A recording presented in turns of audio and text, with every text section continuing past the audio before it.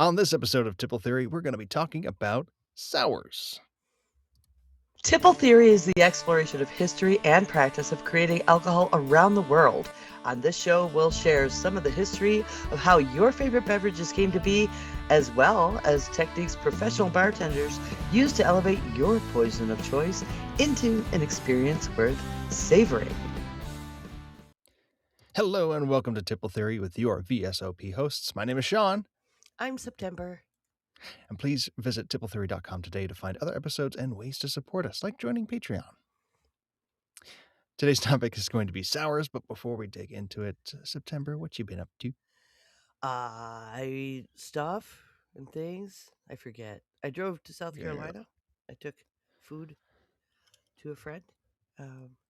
Awesome. Yeah, they're going through a cancer treatment situation. Yeah. That's awesome. How are they doing? Good. It's been moving along very, very quickly, which is good, I guess. So Yeah. just a lot. Just a lot to deal with, and they have 2 kids, and so I figured I'd help out. Ooh. And I went to play trivia with some friends the other night, which I haven't done in ages, and it was fun. Weren't very good at it, but did okay. Won a round, so we won like an appetizer and stuff. Yeah. Didn't win the whole thing, but that's fine. I've never been to one where you get a prize for winning a round. That's Yeah, sweet. every round. Like this one was a beer, and then the next one was this, and there were like 3 rounds. And I don't remember what the big prize was. Oh, it was admission to they have an upcoming event for it's like a wing contest. Like wing eating? No, like sauce. Enter your sauce. I'm considering entering. But I'm having a strange conundrum because the sauce I would enter is a garlic like toffee wing sauce that I invented some years ago. I've done it on my stream recently. It's really good. But one, I feel like maybe that's not cool because I'm from Buffalo. And like so is the odor of this place. And I mean, but so you want to do buffalo wings, which is just frying some butter. Like once you Right. mess with it, it's not really buffalo wings anymore. So I feel like I'm betraying my hometown to do something weird. But it's a contest, so I don't know. First thing, if I decide to, I gotta take some sauce over there, and they have to sample it. I guess approve you being in for some reason, and that might be a problem because it'll work, but you can't really like refrigerate it ahead of time, and like if you toss hot wings in it, then it coats. Right. But if they're not hot, it doesn't work with this sauce. Because I cook a bunch of garlic and butter, and then I put honey, and I bring it to like soft boil stage and shut it off. And then when you toss wings in it, it coats up in like a almost toffee, but like super garlicky. Oh, Dude. so the toffee is more honey. Yeah, it's made of honey. I mean, you can make toffee with any sugar. Yeah, but like honey garlic, like that makes like in my brain palette that makes sense. Like I can. Yeah, it's honey garlic, but it coats them real nice like toffee because I brought it to the soft boil stage. Oh wait, does it get like a soft candy coating on it? Almost? Kinda. It's just not thin. Like normally, if you get like a honey garlic sauce, it's really thin, and like some places don't do it, so it'll even stick, to the wing. But this sticks real good. They're like sticky. Yeah, I'm thinking like a savory flesh candy apple. Sounds good. Yeah, it doesn't harden, but yeah, it is almost caramelly. Well, if you have like a good crispy wing, like. Yeah, that was something I was doing in my stream. Was the point of it was I decided last minute to make that sauce. The point of the stream was how to do crispy wings in the oven Mm. because it is possible. And I don't know why restaurants that do this don't do that because when you get oven wings, they're always like slimy, you know. Yeah. And all you have to do is toss them in baking powder. And then when you do them on a rack in the oven, they crisp up like you would not know they were not fried. Yeah. It's magical, so much less mess. It takes like an hour to cook that way, but it's so worth it. I do it all the time now. I think you nailed why they don't do it. It's because it takes an hour. Yeah, but I Right. mean, if you did it that way, you ahead of time, you could then just toss them in the oven to heat, and they'd be fine because it already had that first reaction that the baking soda Mhm. or not soda powder causes for the skin to crisp up. Yeah. But anyway, what have you been up to? So I had a friend out visiting me, and we drove to Houston to go to. We did two things. We went and saw a comedy show. Craig Robinson. He's fantastic. Um, he's been on like oh no, The Office, and I think I first saw him on oh, was it Pushing 10? It was a Jeremy Piven movie about selling used cars, and he plays a DJ called DJ Request who doesn't take requests. Uh, so seeing him live was at least as good as every single funny clip I've seen of him online. And then the next day we went to Meow Wolf, which is like Yeah, yeah, cool. it's I went I to mean one in Vegas. like a It also psychedelic has a bar like in the middle. art installation, and yeah, that's what I added to our notes. Is like they mentioned it when you go in, like, oh yeah, and there's a bar in the middle. And I was like, "Oh, okay, I didn't realize that. I was thinking more like trippy kind of hallucination experience. But this, so every Meow Wolf is different, and this one is a kind of like a fictional radio station that opens a portal to another realm. Think like Upside Down from Stranger Things, uh, and so you'll kind of walk into parts that are like, oh yeah, this is like a producer's room or something from a radio station, and then the next door opens, or you open the next door, and it looks like kind of like brain neurons stretching from the floor to the ceiling and going off in directions. And there was this like giant like siphon trash pile of things going up into a portal. So it was That's really, so and then in the cool. center we get to this like kind of country bar looking thing, and the radio station itself was based in a fictional town in Texas, so they tried to add like some country Texas elements to it. Played a game of pool in there, uh, which was Did it have like a mystery or puzzle to solve? it did. You were supposed to be solving who opened the portal in the radio station. Uh, for me, there was so much to just look at. I kind of forgot about solving the mystery.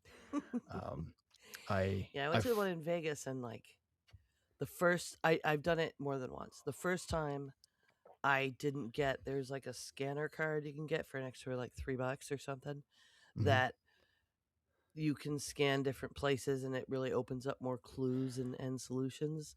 And that was uh the difference the second time and really actually getting into the game part of it mm, and getting tasks completed and putting the pieces together because you have like secret files and yeah. stuff. And it was like, man, I should have done that the first time because I mean, it's still just fun to wander around and come across all the Mhm. weirdness and like hidden doors and tunnels the one had in Vegas and stuff. And like the front end there looks like a convenience store.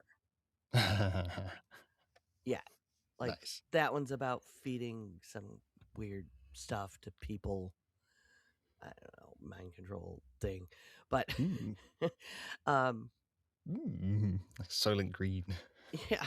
So it looks like a convenience store and there is a bunch of stuff there you can buy. It's all like joke products and stuff. I got a giant pickle gummy for a friend of mine and you can get all this weird stuff, and but it's a matter of finding like the secret entrance to the place that's got all the weird sculptures and projections and get into the upside down basically. Mhm. Yeah, no, I really like how they manage, like, the reality and the shift is a lot of fun. They're like, I got, like, a little patch from their gift shop, but they have, like, a couple characters that were sort of recurring Mhm. going on and around, and one of them is, like, think of SpongeBob, like, the way his character is organized, but instead of a sponge, it's a rainbow.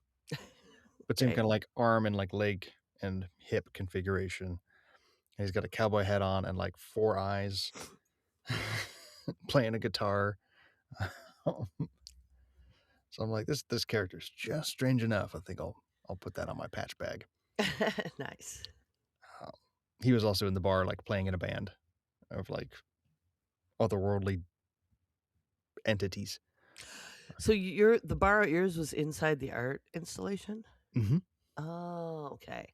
When I went to, it was at Area 52 or whatever the hell they call it.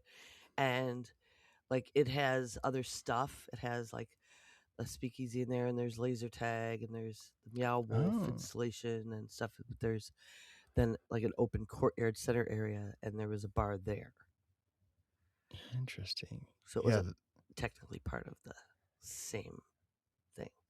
oh, okay. Yeah, this one's very much But if I like recall, it had a big sculpture, kind of like the tree, the magical tree in Avatar going on. yeah, that's kinda fun.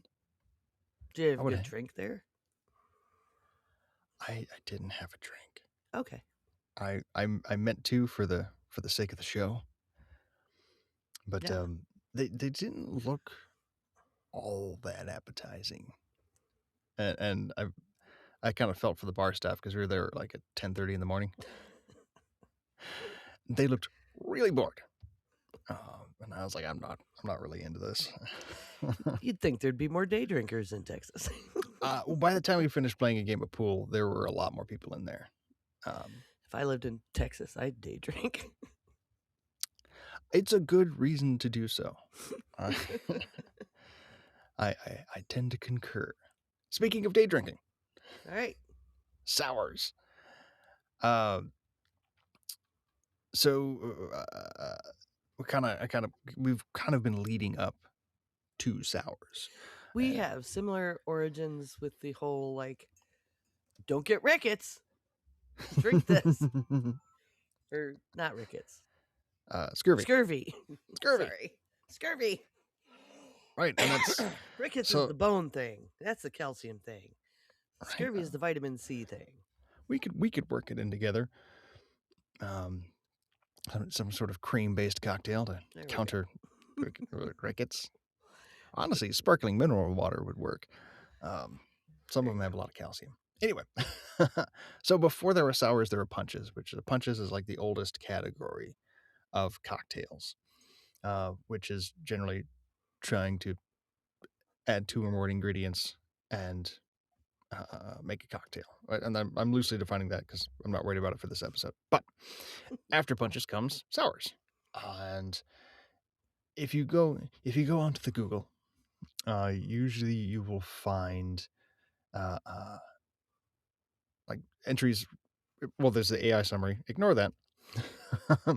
Go onto Yeah. something like liquor.com or Difford's. Sloppy. So sloppy. Sorry. It's early enough in the day that my brain is just on that tangent. Um, but so sours kind of are a mix of a sweet and a sour, very broadly speaking. So it's a nice pairing because same with food, sweet and sour kind of go together, and it's a good counterbalance to the heat of a liquor, which is usually what you're going to mix in there. So it kind of helps distract your taste buds from like a liquor burn. Uh, so you one might find, especially like looking at Diffords, which is where I tend to like to go is Diffords and liquor.com. They'll say the British Navy originated sours because they mixed rum and lime juice to make grog. Grog also has many variations. That's like the two basic ingredients that would make a grog. But that, by definition, that's not a sour because it's missing your sweet component. So unless you have like a really sugary rum, that to me that doesn't count. But that's where you'll start to find that rabbit hole of where does it come from. Uh, Giving it credit to the British is fine. Of course, it's part of their rations. It was part of their preventing scurvy. They got rum rations, or depending on where the British Navy was, gin rations. Gin, Kind of yeah. yeah. Which go listen to our gin episode. Uh, so the first record of a sour appears in 1856, alongside recipes for something called a fix, which is very similar. And it's part of a handwritten menu of 107 mixed drinks, which was offered at Mart Ackerman's Saloon in Toronto, Canada. Toronto! Woo! I miss Toronto. I don't know if I've ever been. If this bar, I actually didn't Google to see if this bar is still around, which I should have done. My Mm, bad. But yeah, I would totally go. I mean, that's a long menu. That's a long menu by today's standards. I can't imagine doing it with the less modern conveniences of 170 years ago. yeah. Uh, that's pretty baller. Yeah, I lived really close to. I'm from Buffalo, and that's like 90-minute drive over to Toronto. And I Oh, spent a okay. lot of time up there. It's where I met my husband. So, Mm, mhm. imported. Yes, Fancy. fine imported Canadian, That Canadian bacon. aged with maple syrup.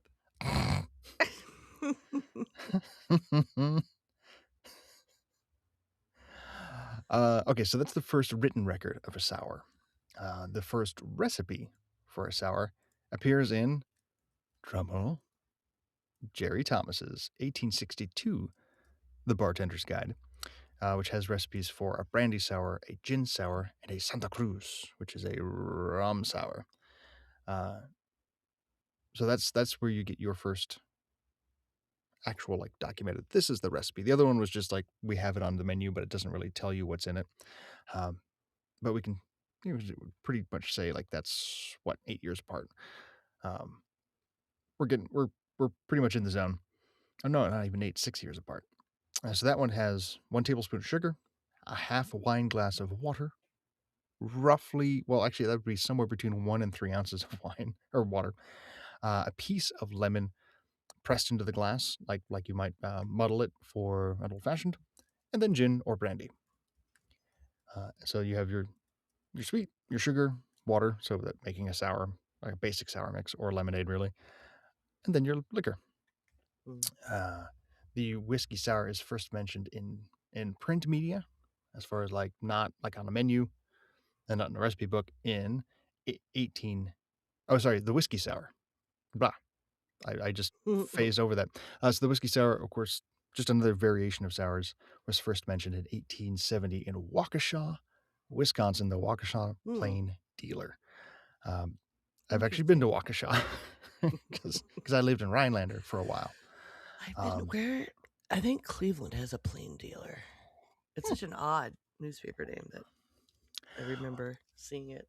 it feels like the name origination for those like kind of feels like a sign of the times, like someone who's a straight shooter, you're a plain dealer. Yeah, plain dealer. Um, Probably. so By the way, Matt Ackerman's Saloon does not exist currently. aw, The building no longer exists. ooh, Apparently, it's a large modern building with a wealth management company and a, a United Way in the spot closest to where the saloon would have been. oh, well, okay, it's 50% put to good use. Yeah, yeah, I think yeah. So it we hasn't still like been. United Way, right? They didn't do anything creepy. A long time ago they did, but I believe it got sorted out. Okay. Like long time ago, I remember they were using a disproportionate amount of funds to just profit. Um, Oh, but that's been, I believe, all sorted. But it hasn't existed for like 100 years. gotcha. Oh my God, Rob's overheard us. Rick, is it 1850? Dear Martha. I mean, yeah, it's 18. The first sour appeared in 1856, so yes, absolutely, Yes. that totally counts. Way to go, Rob! You nailed it. Yeah, like I'm gonna tell him scurvy. Actually, I misspoke, but yes, 1850s. Telepathy. But I added the I wanted the whiskey sour note in there, because Yeah. it's for me, it's one of the first experiences people tend to have with sour mix, is It's the one ordering you've a all whiskey heard sour. of, right? Like, Yeah, if it's a sours, what's a sour? Like, oh, whiskey sour. Oh, yeah, I heard somebody order that right. because it is kind of something people still ask for. Mhm. Yeah, especially junior drinkers, getting their feet wet or their lips wet. Tongue wet? Getting parts of their anatomy wet with alcohol. Um, Sorry. Well now that I've gone down that road, uh okay. So, changes in it, adding egg whites is kind of a thing, and that's another Yeah. smooth it out. Like, Mhm. the sour mix with the sweet and the sour kinda makes the alcohol burn less. You've got a really acidic drink, and that egg white makes it feel nice and smooth and creamy without putting cream in it, going down, and, that it became a whole slew of its own thing, which, yeah, we've talked about with some previous cocktails. Um, and along with the sours became a basis. So you about it changing, like it's the base for like a margarita or a daiquiri. And the fizzes that we've talked about, the gin fizz, the Ramos fizz, like that's all a sour, and then do some more stuff to it. Like but margarita is, I think rather than uh, orgeat, which I learned about, or a simple for this, the sweet in your sour. Mhm. You just Most people use agave. Some people just use a sour mix for a margarita, but like you got a whole lot of lime juice. Usually add some, and then the triple sec will give a little uh, offset sweetness, syrupy because it's orangey, Mhm. and and you get the salt, and you get your tequila. So, yeah, it's basically it was that jump off point, and it being so early and starting, coming from punches and in the 1800s that, yeah, I think we have to respect it for giving us things as well known as the margarita and the daiquiri. Oh, yeah, and totally inspired, like yeah, it's its own I mean, it's I'm trying to think because it's not even to me, it's like a not even just a category. It's a progenitor, really, of a Yes. whole slew of drink styles. Because even if you're thinking about composing cocktails, you're often thinking about your sweet and your sour components, Mhm. and, Mhm. like, how is it balanced? How much of that are we using? It categorically sets up how you think about a cocktail recipe, or a tasting one. Absolutely. And it's one of those every bar has a sour mix, if Mhm. they're pouring liquor. And Yeah. it's one of those Yeah. immediate like you can ask like, "Oh, do you buy sour mix or do you make it?" And you don't have to be judgy about it, but you can once you have Hmm. your answer, because it's not under their control, right? It's like the Right. owners. Uh, but it'll give you a baseline of what to expect. Like if they're buying a store bought mix, I don't really need to go top shelf with my liquor. Oh, yeah, for sure. And I would make the same judgment calls as a bartender. If you ordered well tequila and you wanted a margarita, I'm not making you fresh sour mix. I'm using my premix. Uh, I have never seen fresh sour mix made for a drink though, because you're using enough of it, like it's like gonna be a half an orange and a half a lemon and a half a lime, depending what you put in, which citrus you put in your sour, and that's a lot to do for a drink when you're running an establishment. Places I know that make their own usually batch it. mhm. Yeah, I would say it depends, but, like, I had to squeeze all my own juice. So, like, I would just think about, like, the hour and a half of prep that I just did. I'm like, Oh yeah, we're I'm not not giving. You can't have that. You're getting roses. yeah. I keep roses for in case I'm out of. I don't have limes. Yeah, I want a damn drink. You know, yeah. I mean, I did I get have a lime juice in a countertop. bottle. I've got roses, depending which thing I'm gonna make. You Yeah. know. Well, there's, oh, no, I forgot the name of it. There was one cocktail that was specifically calls for roses, lime. Um, and wow, I can't believe I can't think of it. But eventually I kind of had to tell people like, look, we don't have it anymore. There was some weird distribution issue like around 2019, 2020, somewhere in there. Mm. Where it was just harder to get. So Like so many things. hmm. Yep. That was a weird space and time. Yeah. Yeah. And now we can't get green chartreuse.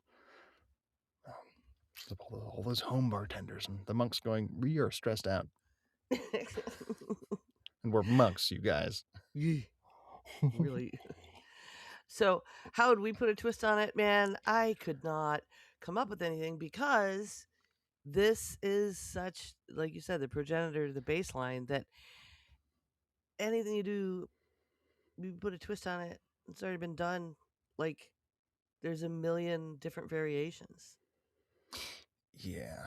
And so like orgeat was an interesting idea for adding I saw orgeat in a bunch of recipes for sours Mhm. that actually just called for using that, and that was really interesting to me. So that was something that, like, I don't know if it's a twist on it because I didn't look further into those kind of recipes, but um, orgeat, orgeat, it's orgeat. By the way, I looked it up. Okay. As the heathen bartenders will say orgeat. But Yeah, and I thought that's what it was. And I was orgeat. like, I'm Orgeat. gonna check, and it's orgeat. Hmm. But whatever. ORGEAT, folks. And it's made with like almonds Mhm. and coconut. I want to no, I don't know. But Usually you're usually it's like making up an rose almond syrup. water. Mhm. Like it has a flowery element, which if I was going to put a twist on it, I might try that route because that's something. If you've been listening, you know I like. I like elderflower liqueur in my stuff. I like eating flowers. Like nasturtiums might be an interesting add because it's peppery. Or using my honeysuckle simple that I make. Or, I think, yeah, a spice or a flower element, especially if you're using the orgeat, might be a neat twist on a sour. Yeah. I was thinking about making like a less sweet lemonade, like Mhm. something like I guess we'd call it a dry lemonade, like with enough sugar to not make it lip puckeringly sour. Um, and then I was thinking like topping or floating like Welch's grape juice, like a sweet thing, or even just a dry non-alcoholic red. Um, and Yeah, now that we get into the non alcoholic, yeah. yeah, that uh, seemed simple to me. A lemon lime aid, mhm. pinch of salt in it, Yeah, I like and the you pinch could of still salt use idea. your orgeat Mhm. maybe to make that. It would depend on your orgeat or orgeat, Ooh. the hors d'oeuvres you're using. 'Cause if you make, orgeat at home, a lot of times you add, like, an ounce of vodka or something more as a preservative, um, but so just be careful out there if you're buying some or Right. just following along, Almonds, it might call for that, almond sugar, orange flower, or rose water. mhm, yeah. Don't use bitter almonds. That's where cyanide Ew. comes from. Use sweet almonds. They apparently used it. Bitter almond was like the original recipe Oh, for the stuff. They use bitter almonds, but yeah, that's not something you want to try to yeah. do at home. Yeah, I made some a couple weeks ago, and you pulverize your almonds in a blender or a what's the other thing with blades that spins around? Food processor. That's the one. And you get them as close to a powder as you can, and you very lightly simmer it with essentially with a heavy syrup. Hmm. Then let it sit overnight. Add your rose water, your vodka if you so wish to preserve it, but otherwise you don't have to add it. It just keeps it longer. But if you keep it in the fridge, it'll last a week or two. And the fun Wonder. thing is you can keep those almond solids and usually get two batches out of it. Oh, okay. Uh, so it's So handy. Or fancy. yeah. There's actually Aldi now has a mocktail, a margarita mocktail just in a bottle, like with the lemonade. It looks Hmm. like lemonade. It's like a lemonade and it's got it's lemon or it's lime and blah blah blah. and it's got like a pinch of salt incorporated in it. It's real good. Interesting. It's real good to just dump over ice and just have a nice, refreshing NA beverage. Yeah. I know, like, adding saline to cocktails has been been a thing for, I don't know, for somewhere 5 to 10 years now. It's funny, it takes a minute. Like, even though I love a salted glass, for stuff, just pouring it and drinking it being in the beverage Mhm. took my brain a second to Yeah, adjust. But then I think your brain opens up and goes, "Oh, it's extra hydrating." Like, and glug, glug, glug. Like, it's a good thing it doesn't have alcohol. I'd have hurt myself. I drank a bottle in like a day. I was drinking out of pint glasses. It was really good. I like that. I think So, topping it with some soda water would be good too. yeah, That's just me. or just, I like a start with fizzy. a sparkling lemonade. So, Also true. fun facts. Fun facts. I never heard of the New York sour. And it's funny because you mentioned doing that float, and that's what that is. And it's really, and I didn't know what orgeat was. And now I know what orgeat was, and all of you do. Yeah. Sean already knew. He's making his own. Um, but the New York sour is, basically a whiskey sour with a float of red wine on Mhm. it, like a dry red. And I want to try it. A little weirded out. And it was interesting to see because you do the shake with the egg white for this one. So it does get this little, depending on how much you shake, let foam on top, but then use a spoon to pour the wine over, and it kind of dips under the the foam layer, and it looks really pretty because you've Mhm. got the white layer and then this dark, dark red layer, and then your sour beneath it. Yeah. And I've done it both ways, like with and without eggs. So Hmm. you could technically do it Yeah, both ways. it floats a little easier without it. Yeah. Very It's true. really hard to not get those egg whites dirty doing the float after from all the pictures I've seen. So Yeah. how does it taste? I'm surprised I never heard of it. It's apparently it got really popular not long ago. Yeah, I think with the Well, relatively, like the a decade classic ago, cocktail it went revolution, crazy. Yeah. with all the people like starting to read old cocktail manuals, or like, oh, yeah, that's cool.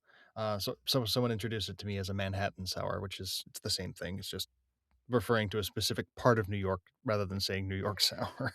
Yeah, but the Manhattan's a Um, different drink. Manhattan sour. Well, Oh, I and guess. depending So it's on got the vermouth in recipe, it? I was about to say you'll find it as saying float red vermouth on top Gotcha. versus um, But isn't the red doing the red vermouth wine. all sweet? Yes, but depending on the one that you find, they're not terribly sweet. You can find actually like sweet red vermouths, but if you get like a Hmm. what's the one that we all get here all the time? Da, da, da, da, da, da. Shoot, I can't think of the brand now. But your standard like liquor store red vermouth Yeah. is not sweet. Mm. It's I find it rough. Okay. um, no, I forgot the question because How does it taste? Like, how oh, does that it's work? it's it's really nice. So because you're doing maybe an ounce of red wine or vermouth at the most. So you're looking at something Hmm. that's roughly a 6 ounce cocktail of cocktail fluid. So it's still the majority of your sour cocktail. So you're just getting something dry on top, and it brings out a lot of the fruity notes of the I'm gonna say of the red wine, assuming it's a red wine one. And the dryness, it's there very briefly when you sip, but it so like as your nose, you might smell a little bit of the red wine, and then as you taste it, it's only dry for like the quickest second, and then it opens up to being sweet, and you get the fruit notes and the sour. Huh. Um, Gonna have to try this at some point. It's yeah, My brain is not registering like whiskey with my wine. yeah. But I think like it's so like especially when you're talking quote unquote Manhattan or New York sour, and you're doing the whiskey, you can kind of think of like vermouth notes, kind of being like a lead in there. yeah. Um, I didn't see any Manhattan were New York sours that added bitters, because then you'd be like basically adding sour to a Manhattan drink. Yeah. But I guess the idea is kind of in that ballpark. So my fun fact, I hadn't heard of a fix before as a type of cocktail. So I mentioned one of the recipes or the sours appeared alongside a fix. So a fix is a type of sour cocktail, but instead of adding like the juice of a citrus or pressing some citrus into the glass that you're making things in, you add roughly a quarter of a whole fruit of a citrus, and then stir that with the other ingredients before straining it out. And so my best kind of comparison was kind of like if someone makes cucumber water or citrus water at a gym. Yeah. Like you're sort of getting that. You're getting the essence of the fruit as you stir, and then just throwing it away. It's like the LaCroix of cocktails. Yeah, just a hint of fruit. It We walked kept it. by We as we were stored it making it. next to a truck of fruit once. Yeah, I can see why the sour caught on versus the fix kind of falling into obscurity because it. And Yeah, the fix sounds like a hangover cure, but I guess not so much. there, I fixed it. Right? Weird. Well, they were still experimenting. Cocktails were kind of new. We're still experimenting. This is true. It's fun. Having a good time. Oh, yeah. Yeah, we stopped doing like a featured, like our cocktail based on this episode. We should have come up with our own sour. I guess we sort of did. Maybe I'll play around and stick something in the document that we have for people on our Patreon later. Let's come up with sours for our book. It's going to be a book, folks. Anyway. Yeah. Please chime in by emailing us at tippletheory@gmail.com. We'd love to hear from you. And don't forget to like, follow, review us on the listening platform of your choice. Next episode, we'll be talking about smashes and juleps.